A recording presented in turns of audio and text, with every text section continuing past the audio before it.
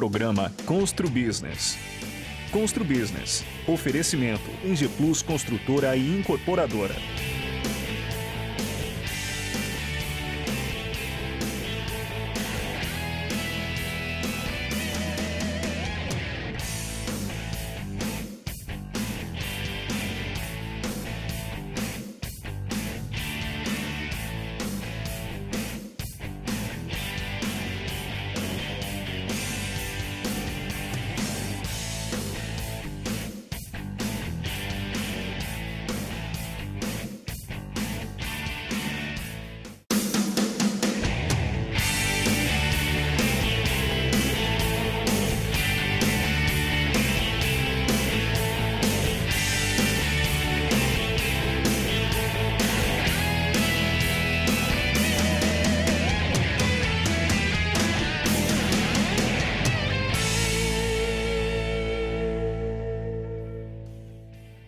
Olá, estamos começando mais um programa Constru Business.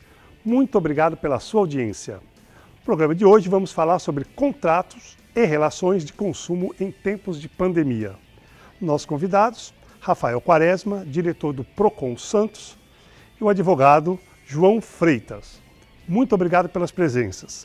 Quaresma e João, os futuros contratos de vendas, compras e vendas e os outros contratos gerais sofrerão algumas modificações em função dessa pandemia? Terão previsão, né?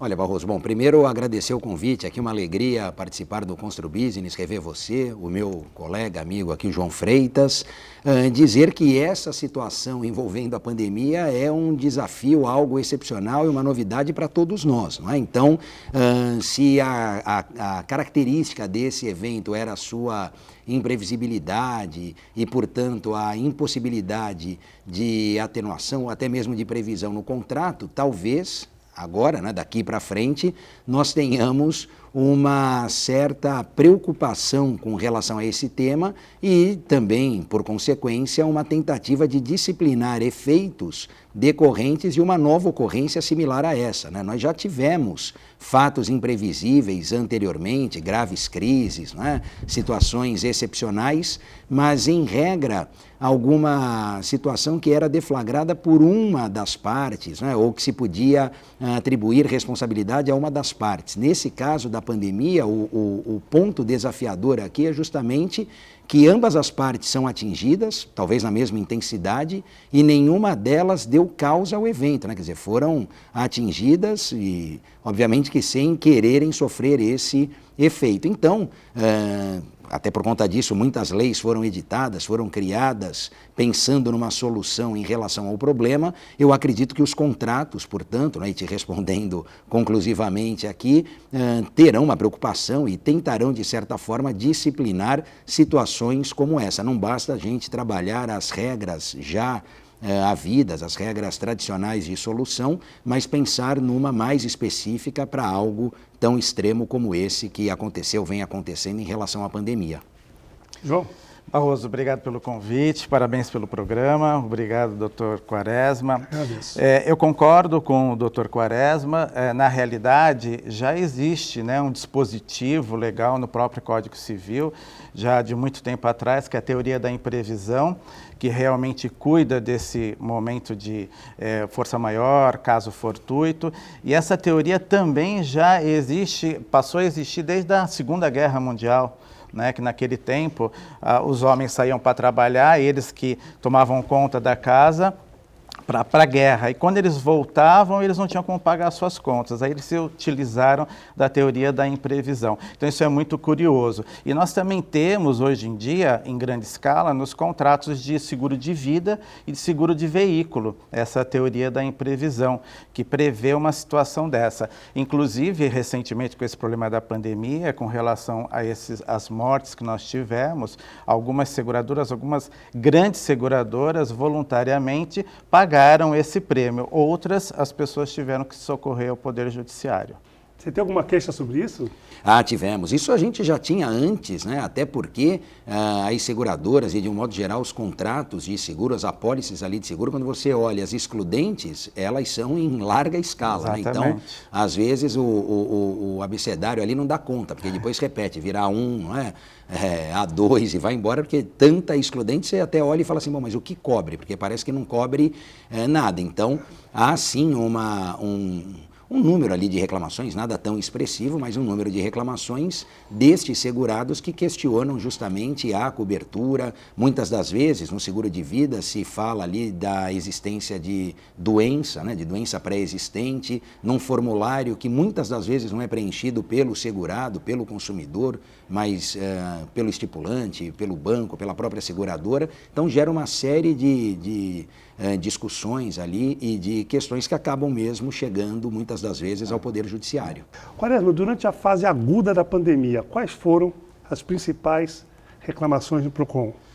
Olha, relacionados a esse tema, relacionados à pandemia, nós tivemos a questão envolvendo escolas, envolvendo comércio eletrônico e envolvendo também eventos, né? A questão dos shows por conta dos cancelamentos, da impossibilidade de prestação de serviço, e aí a tentativa de encontrar um equilíbrio, ali um ponto de equilíbrio entre as partes, né? Já que a gente sabe, tem bem claro essa ideia de que o evento é um evento excepcional e uma situação causada de forma alheia ali à vontade das partes, o PROCON trabalhou e vem trabalhando na tentativa de buscar um acordo entre todos os envolvidos. Nem sempre é possível. Em relação às escolas, nós avançamos bastante, né? Das reclamações que chegaram até nós, mais de 80% nós conseguimos intermediar com vistas a uma conciliação. Cada um cedendo um pouquinho, entabulando desconto, entabulando uma outra forma de pagamento mais diferida, mais diluída ao longo do tempo, mas sempre buscando uma composição, porque esse cenário ainda hoje é um cenário de cessões mútuas ali, né? Quer dizer, todo mundo precisa ceder um pouco, porque se a gente levar ao extremo, todos perdem. O plano de saúde e as telefônicas continuam sendo os grandes vilões ainda? Continuam. Eu não falei deles porque eles já figuravam antes da pandemia, né? Então eu me ative aqui a questão da pandemia. Sim, mas nós também, né? temos a questão da telefonia e o dos bancos, né? Aliás, os bancos, eu não falei, mas os bancos, eles também demandaram uma atenção especial justamente por conta ou da manutenção dos contratos ou da suspensão com ônus ao consumidor. E isso não ficou muito claro para grande parte dos consumidores, né? Muitos consumidores entendiam, até pela própria veiculação de anúncios de grandes instituições financeiras, de que aquela suspensão não acarretaria ônus, quando na verdade, para muitos, houve essa cobrança, né? Ou de mudança de saldo devedor, ou de aumento no valor da parcela. Então o banco suspendia 30, 60 dias, mas depois esse valor era computado no saldo devedor e refletia nas parcelas vincendas. Então faltou ali um pouco de clareza, uma informação mais detalhada ao consumidor. Gerou, portanto, reclamação ao PROCON.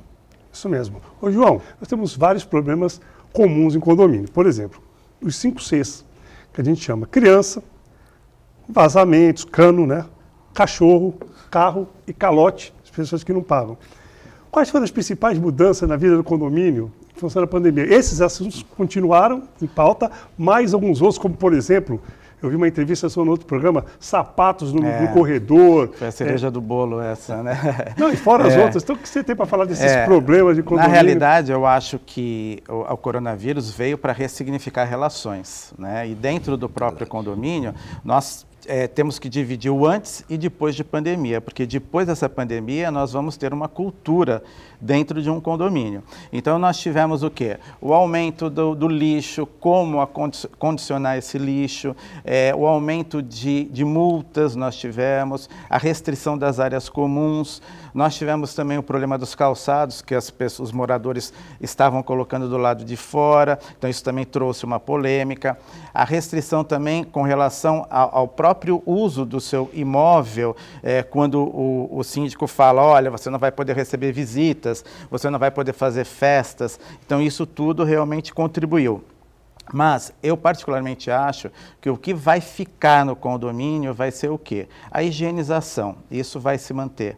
A digitalização de todos os documentos, ou seja, boletos, atas de assembleia, até mesmo a comunicação interna entre os moradores passará por uma plataforma digital. Vai acabar com essa coisa do livro lá para a pessoa ir na portaria escrever. As assembleias virtuais passarão, né, a existir, vão acabar com essas assembleias presenciais. Obviamente, nós precisamos de algumas alterações, cultural até, e nós vamos ter também, eu vou um pouco até mais além, a portaria remota e, por fim, indo mais ainda, a energia solar para a economia de luz. Então, isso tudo são situações que nós estávamos com um pezinho aqui no avanço, né, e um lá atrás. A pandemia veio e colocou os nossos 2 pés nessa situação e, a partir de agora, não tem como retroceder. E sem contar, né, que deixa muito preocupado, né? Na Europa está voltando tudo de novo, Exatamente. A segunda onda vem, a terceira. E outra coisa, a vulnerabilidade de todos nós com qualquer outro tipo de praga ou de doença que possa vir, que se repita isso ao longo dos anos. Então, é uma coisa que eu acho que a gente vai ter que começar a rever o nosso modo de viver essa vida. E também o próprio síndico, né? Ele tem que tomar cuidado com a síndrome do pequeno poder dele, que às vezes não vai ser tão interessante, né? Então, às vezes é bom ele ter a síndrome do pequeno poder, mas às vezes não. Ele tem que ter o bom senso. Nessas relações de condomínio, como o Dr. Quaresma falou lá no início, tem que ter o bom senso. Se não tiver bom senso nesse momento, não temos como resolver o problema, porque nós não temos uma lei específica para tratar sobre essa pandemia. Então, a própria justiça está dividida, cada dia é um fato novo, né? Então, a gente tem que ter o equilíbrio. Muito bom. Vamos para o nosso intervalo, logo estaremos de volta.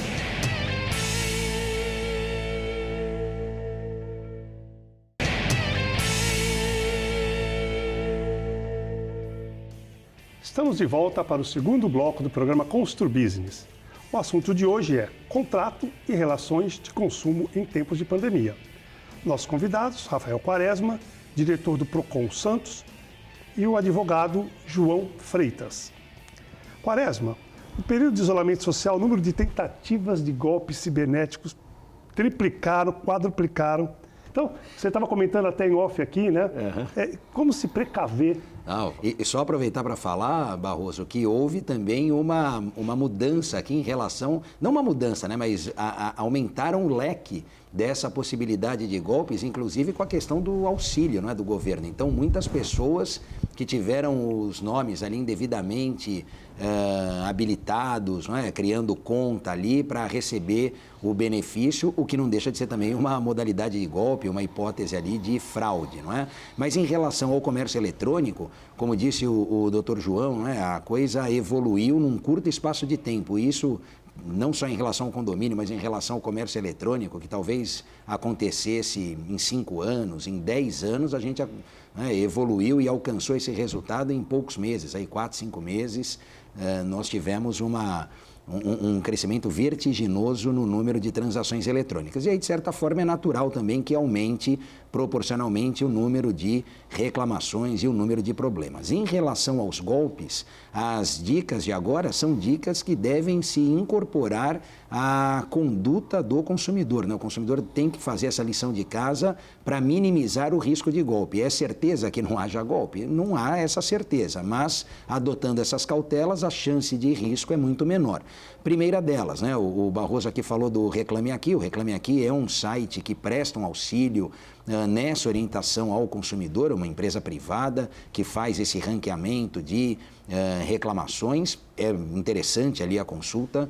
O site do Procon, aqui em especial da Fundação Procon do Estado de São Paulo, disponibiliza uma lista com mais ou menos 300 sites não confiáveis, que são sites que já foram verificados, que já foram consultados e que problemas foram detectados. Então, claro, se você está, né, ou estiver se relacionando com um desses sites, vendo que está lá na lista, é melhor parar, porque a chance de problema é bastante grande. E aí, problema das mais variadas formas: entregar um produto por outro, não entregar o produto, não ter depois contato com o consumidor. Às vezes a gente vê lá notícia de que a pessoa comprou um celular, recebeu um tijolo, enfim. Então, são sites que são criados com o único propósito de lesar o consumidor. Tem 300 lá nessa lista do Procon, vale você conferir. E independentemente de Reclame Aqui, de site do Procon, no site em especial é importante você verificar algumas informações que vão te trazer uma certa confiança, né, uma confiabilidade ali do site. Por exemplo, se ele tem número de telefone fixo, tem um decreto, o Decreto Federal 7962 de 2013, que disciplina as regras não do comércio eletrônico, mas em especial dos sites. Ali fala, olha, precisa ter um telefone fixo. É interessante, quando você estiver navegando nesse site, fazer uma consulta ali, liga para esse número para ver se atende, se existe, porque às vezes também coloca um número lá e esse número não é verdadeiro. E se antes de você comprar, você já não consegue contato com um fornecedor, imagina o pós-venda desse site. Então também é bom parar por aí. Então, questões relacionadas ao número fixo, à inscrição do CNPJ, a ideia é tentar fazer com que o consumidor tenha o maior número de informações como ele teria quando compra numa loja física. Quando eu vou na loja física, eu tenho lá no cupom de venda o endereço, o telefone, CNPJ. É importante que tudo isso conste no site. Na dúvida, antes faça uma consulta aos órgãos de proteção e defesa do consumidor, até porque esse nosso trabalho de orientação também é um dos pilares ali do Procon. João, com tantos contratos aí em vigor, várias empresas passando dificuldades, principalmente o comércio de rua, como restaurantes, bares, lojas de roupa que ficaram fechadas 4, 5 meses, né? Qual a melhor solução para discutir esses contratos, já que não está nada previsto, né? Como se faz essa relação desses contratos, dessa negociação? Bom senso, Barroso. Tem que se ter o bom senso para se fazer um bom acordo para ambas as partes, locador, locatário, documentar isso ou através de um e-mail, através de um WhatsApp que tem força. Isso é muito importante para não prejudicar as duas partes. É óbvio que se trata de um contrato, é um negócio jurídico, tem força jurídica, então também o locador, o proprietário, não é obrigado a fazer este acordo. Ele tem que ter bom senso. Porque se ele não quiser fazer o acordo, esta pessoa ficar devendo, ele pode sim se socorrer à justiça e cobrar. Como também o inquilino, ele pode muito bem ir até a justiça e rescindir o contrato dele. Então que isso fique bem claro, porque as pessoas acham que é obrigação. É bom senso, repito. Faz esse acordo para com que não tenham problemas, porque nesse momento de pandemia, ainda que nós estejamos um pouco mais livres dela, nós ainda vamos sentir ainda os reflexos dessa pandemia por muito tempo. Então, o que adianta um proprietário chegar e falar, olha, eu não quero mais que você fique, então você sai, e ele vai ficar com esse imóvel desocupado. E aí vai gerar mais inadimplência ainda, mais problemas ainda. Então, eu acho que isso é muito importante. A conciliação, eu sou sempre muito a favor, né, para a gente não abarrotar o Poder Judiciário, mesmo porque as decisões estão muito divididas, porque, repito, o próprio Poder Judiciário não tem nenhuma lei específica que trate desse assunto, vai analisar as duas partes, vai analisar também, talvez, o inquilino e vai falar, olha, esse inquilino não tem mais dinheiro, ele está desempregado, ele perdeu todo o status dele originário financeiro, e aí não tem como, nós vamos ter que ceder. E aí pode-se utilizar até a teoria da imprevisão. Na realidade, agora, até 30 de outubro, nós estamos com a proibição de liminares de despejo. Então, ainda tem mais esse problema. Eu acredito que isso se expanda até o final do ano, até dezembro, essa decisão, né, com que não se possa dar liminar para despejo, ainda continue até dezembro. Aí, a partir do ano que vem, a gente vai ver. Mas está suspensa, as liminares estão suspensas. Então, para você ver, você vai entrar com uma ação de despejo e também não vai conseguir resolver o problema nesse período. Eu concordo plenamente, a gente vai para o intervalo daqui a pouco, mas eu concordo plenamente com o que você fala. Só para citar um exemplo aqui, a minha empresa tem 32 anos no mercado, eu não tenho processo que caiba em meia mão. Por quê? O acordo sempre. Exatamente. Prejudicou o vizinho, vai e arruma o dano no vizinho. Por quê? O vizinho vai estar com o processo, ele vai ganhar, a chance de sucesso é 99,9%, tem o custo do processo, do perito, da parte dele, do perito judicial, e você causou o problema para o vizinho. De fato, ele ficou aguentando você durante 3 anos, batendo poeira, caindo coisa dentro da obra. Isso acontece eventualmente, mas pode acontecer. E você vai nadar e vai morrer afogado na praia. Então, eu acho até justo, quando você acaba, o que custa? Faz um pouquinho a mais, arruma, pinta a casa, o cara lá fora. O acordo é melhor que qualquer ação. E sempre. Tenha dúvida. Isso aí. Vamos para o nosso intervalo, logo estaremos de volta.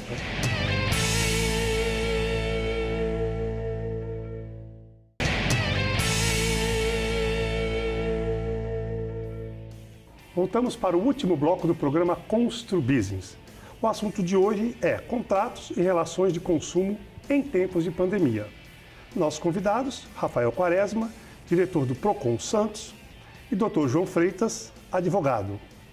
Quaresma e João, Código de Defesa do Consumidor entrou em vigor em março de 91.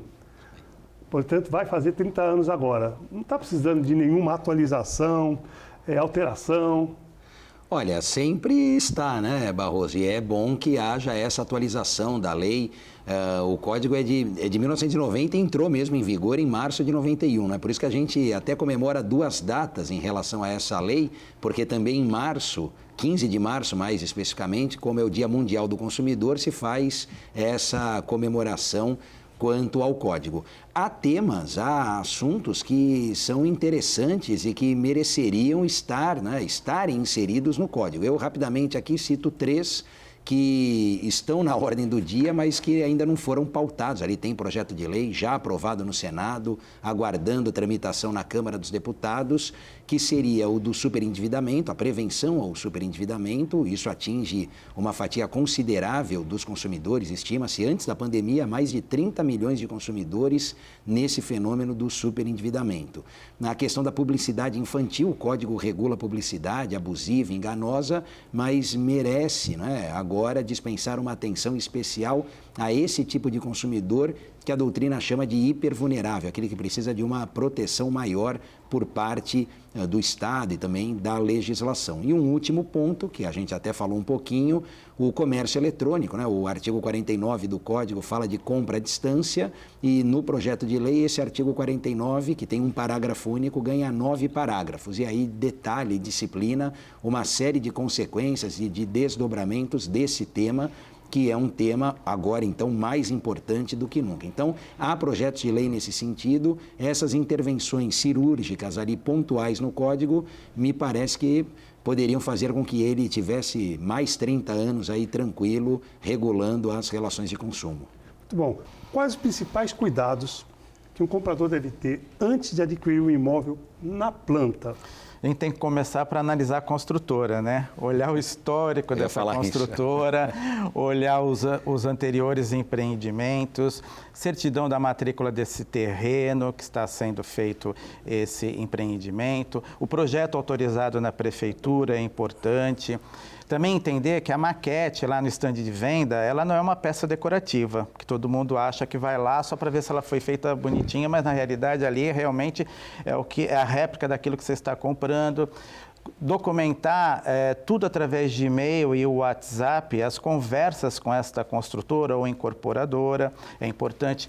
Guardar todos os folhetos, propagandas desse empreendimento, caso no futuro você precise ingressar com uma ação e você ter as provas. Analisar também juros, a correção, as multas, os prazos que deverão conter esse contrato e, obviamente, contratar um advogado especialista na área para acompanhá-lo no momento da outorga desse compromisso de compra e venda, que seja essa escritura. Isso é muito importante. Esse documento que o Dr. João falou, de projeto e tudo, ele está no registro de incorporação, deve estar, tem que estar, no registro de incorporação, que é uma pasta, nesse último prédio nosso, desse volume aqui, ele tem certidões de todos os proprietários do terreno que eu comprei, de todos os criminal, de todos os proprietários da empresa, todas as certidões vintenárias dos imóveis, projeto aprovado, com a designação da garagem, o custo do empreendimento. Acho que esse acesso ao registro de incorporação, ele é fundamental. E o memorial descritivo também, que é uma parte mais técnica, que você já falou praticamente, né? O que está ali, se realmente o que ele está comprando é o que vai... Para não levar outra coisa. Mais uma pergunta posso fazer para o Quaresma. o prazo de arrependimento de uma compra, por exemplo, qualquer compra, principalmente de imóvel? Olha, a princípio, Barroso, não tem arrependimento a não ser que o contrato estabeleça essa possibilidade, né? Até porque o código, quando fala de arrependimento, ele fala justamente nesse artigo 49 para a chamada compra à distância. É possível comprar imóvel pela internet, comprar imóvel à distância? É. E nesse caso, o arrependimento se daria a partir dessa data, né? Porque a gente fala ali do recebimento do produto ou da contratação do serviço. Não há que se falar em arrependimento, por exemplo, nessa questão envolvendo imóvel, depois da entrega, né? Então, sei lá, eu tenho prazo de obra de 2 anos, 3 anos e depois, então, vou falar em arrependimento. Eu falaria quando da celebração do contrato, mas desde que houvesse essa, que ele fosse entabulado à distância. Quando eu vou no estande de venda, estou propício, disposto a adquirir o imóvel, salvo se o contrato estabelecer o arrependimento, né? Se ele for retratável ali, em regra é irretratável, irrevogável, não há que se falar nesse arrependimento ou, se houver, portanto, o arrependimento, a aplicação das cláusulas penais, da multa estabelecida no contrato. Então, é importante, não é? Quando a gente fala, ainda mais na compra de um imóvel, é necessário, e como bem disse o doutor João, que se cerque ali de todos os cuidados, em especial de uma orientação mais técnica, né? O brasileiro não tem muito esse costume de fazer uma análise prévia, né? De agir na prevenção, mas às vezes isso resolve e barateia muitos outros gastos que viriam lá pela frente. Então, a princípio, não tem essa possibilidade do arrependimento. Aí, se ele não assinou o contrato, acho que ele pode se arrepender, só fez a proposta. Não, mas aí se não assinou o contrato... não está contratado, não está nada. Sim, o contrato assinado entabula ali o que a gente fala de ato jurídico perfeito. Antes, eu tenho o ato jurídico imperfeito. Inclusive com cheque, com contrato com dinheiro. Ah, sim, não. Aí eu tinha entendido até que havia já essa situação do contrato celebrado. Se é só a proposta, aquela Mas é importante negociação... explicar para os telespectadores isso aí, que eu acho que também é importante. A lei do distrato acabou sendo um instrumento que ajudou o comprador e o vendedor não vou falar em valores, no sentido de se criar uma regra injusta, talvez, mas uma regra entre as partes. Não tenha dúvida. Veio para equilibrar, né? Porque nós não tínhamos algo definido, uma lei específica, então nós tínhamos várias decisões que eram variáveis e agora a gente sabe que é 75% para você devolver. Em caso de imóvel de afetação, você devolve 50%. Então, ficou resolvido. Eu acho isso importante para os construtores, principalmente, porque eles não ficam mais vulneráveis. E aí você sabe, quando você começa um empreendimento, ali o quanto você pode ter de eventual prejuízo. E antes, não. Você não tinha essa certeza, que você dependia de uma decisão judicial, de uma análise jurisprudencial, inclusive. Então, eu acho que isso veio mesmo para ajudar bastante ambas as partes. Muito bom. Chegamos ao final do nosso programa. Quero muito agradecer Rafael Quaresma, João Freitas pela presença, agradecer a audiência do nosso telespectador e dizer que na próxima semana estaremos de volta, se Deus quiser. Grande abraço e até lá.